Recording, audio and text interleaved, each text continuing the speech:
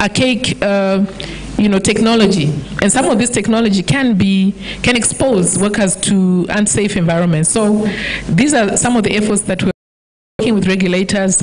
We're working with EMA, with ZERA, we're working with NASA, and a number of ministries to try and see how we can support in terms of standards.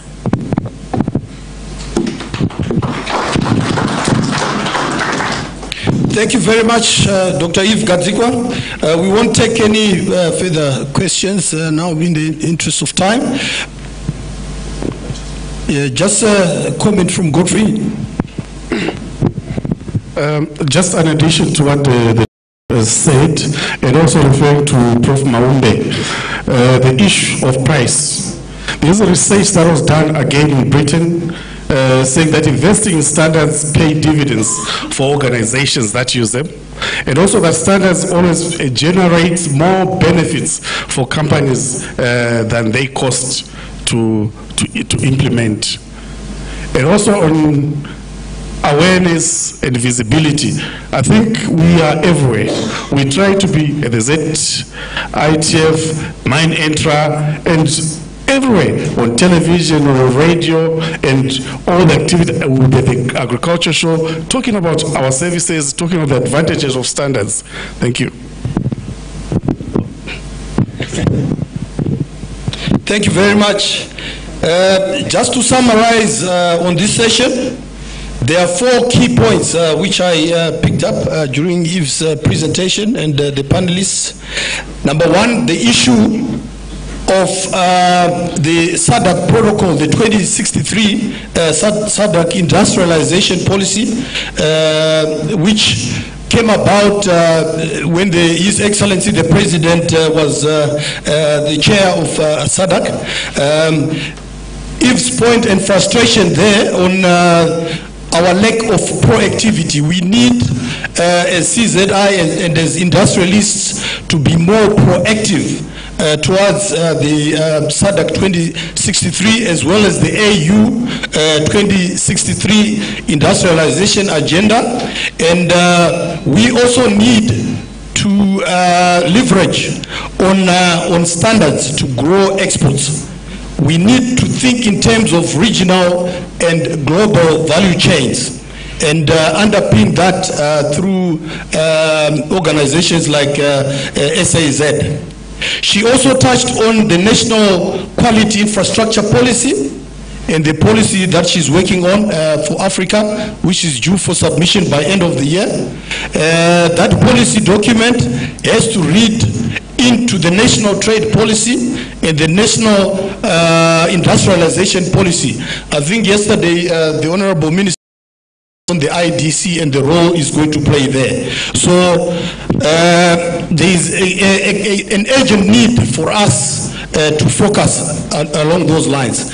Number 3, concern about the slow uptake of certification in terms of systems and testing.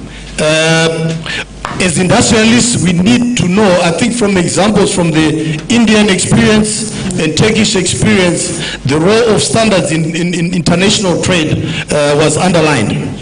Last but not least, Zimbabwe is an economy which is predominantly informal, I think over 80% with a lot of SMEs. We look forward, CZI, to more progress on the India maturity model, how we can adopt that for Zimbabwe. Thank you very much.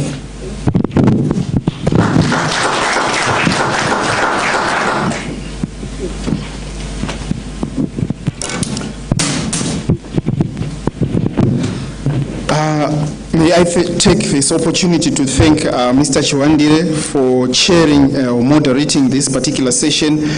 As you can see from your watches, our time is well spent, and I will request you, Mr. Chiwandire, to come and give some tokens of appreciation, firstly to our speaker, Dr. Gadzikwa, and then to our panelists, Mr. Dube.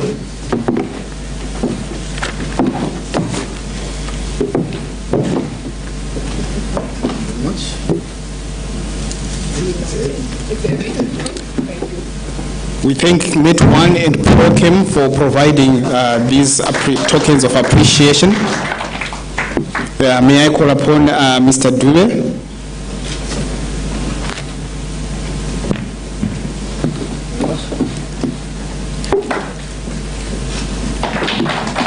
And may I call upon Mr. Malunga?